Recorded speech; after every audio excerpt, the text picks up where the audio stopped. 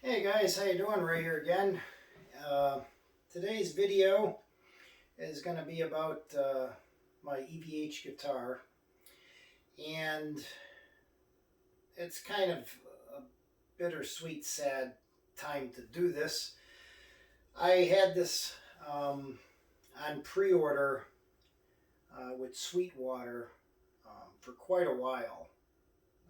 These are probably as hard to get now as a PlayStation or an Xbox. uh, and Sweetwater had sent me an email on Tuesday, and I was so excited. I'm finally going to get my Eddie Van Halen, um, the Frankie Relic guitar. And they sent me the email and told me, and when I pulled in the driveway, the news came over the radio that one of my idols, a guy I looked up to, that a lot of people looked up to, had passed away from cancer.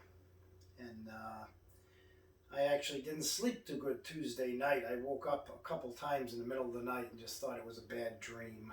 And I know some people out there might think that's stupid or crazy, but when you idolize somebody like this awesome guy for so many years, I grew up with him.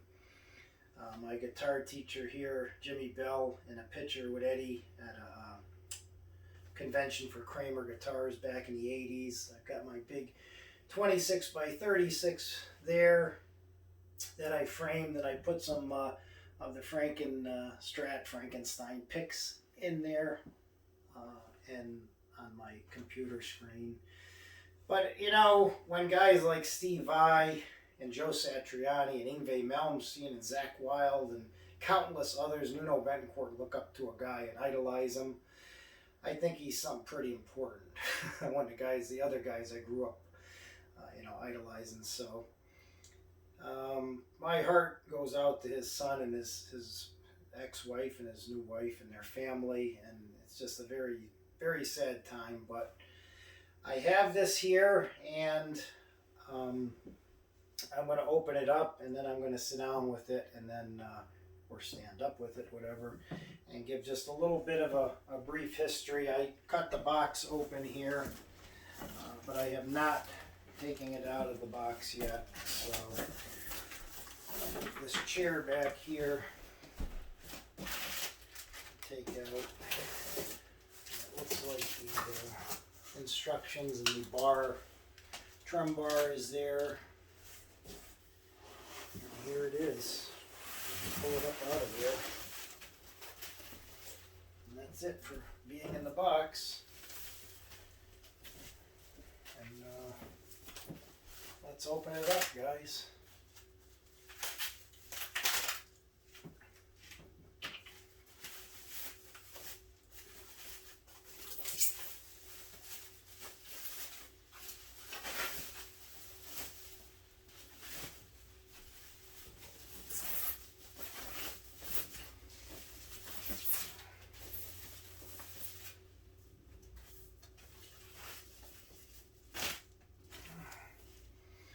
There it is, all inspected, passed 55-point inspection at Sweetwater.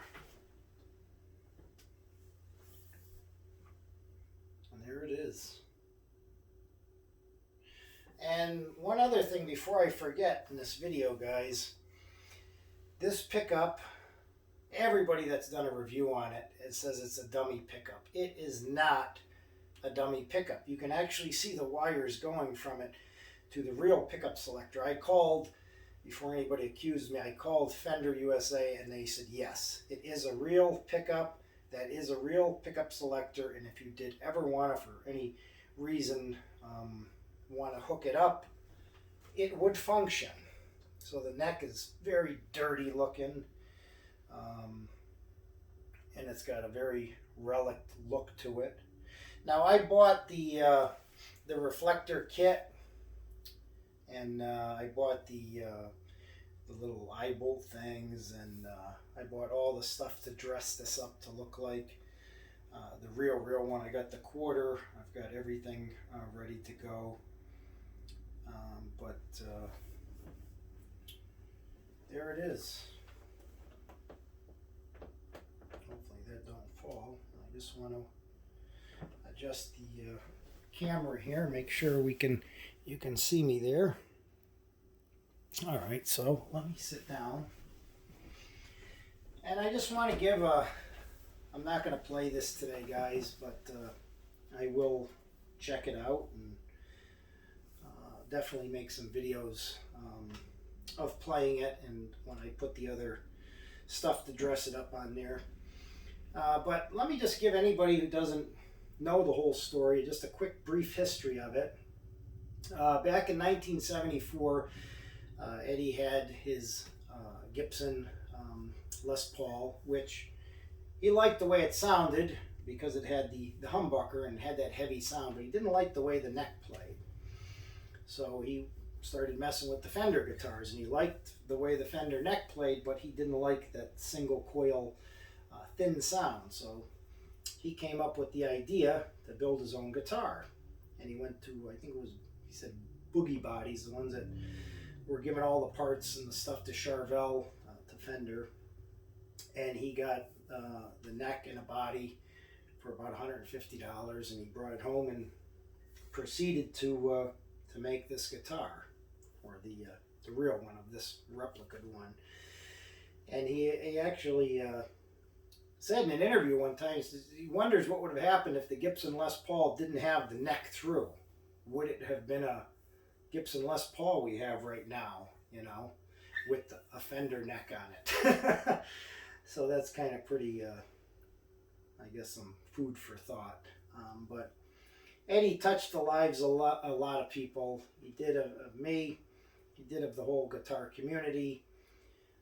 I'm not going to get into saying who's the greatest and all that, because that's personal opinion and personal preference and everything. And guys grew up idolizing whoever they like, whether it's George Lynch or Vito Bratta or Joe Satriani or Jimi Hendrix or Jimmy Page. I mean, there's a lot of great guys. But the things that Eddie did to innovate was absolutely incredible, and the sounds he was making that no one else was making at the time. I think he definitely could be considered one of the greatest, or the greatest of all time. But I know that can be a controversial subject, and you'll start getting people getting nasty about it. So, but anyways, that's just a little brief history of how he invented that guitar, and you know, came about doing that. And show you some close-ups of it. Okay.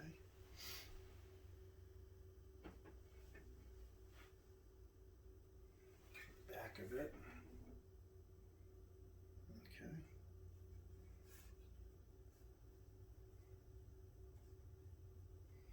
But there it is. Been waiting a long time for this, and I really wish, guys, that this was under different circumstances that we did this video. The Floyd Rose with the detuner here doesn't seem to have any kind of real wear on it, as far as, you know, making it look derelict. The pickup is bolted directly in, like he did. For adjusting the neck, you have the little wheel in there. I'm never personally going to hook up this, but it's really nice that they did do that, because you're paying a lot of money, and it's nice that it does have a real pickup and a real selector if you ever wanted to mess around with that, you know. The pegs up here, they look slightly relict. They did put this a little bit crooked like the real one had it. I don't know if I'll do the cigarette burns and all that. I might just put a couple cigarettes up there. The back plate is relict a little bit. And I've seen some of these that are painted and not painted, and they're all different. These are coming out all a little bit different. But they are almost like a custom shop, because they're all being hand done, all this paint job and everything you see there. So, but anyways, that's the Frankie Relic. That's a little history of it, guys. I will do some videos playing it, and you know, rest in peace, Eddie. You were the greatest, and you know, I wish all the best to his family. So, thanks for watching, guys.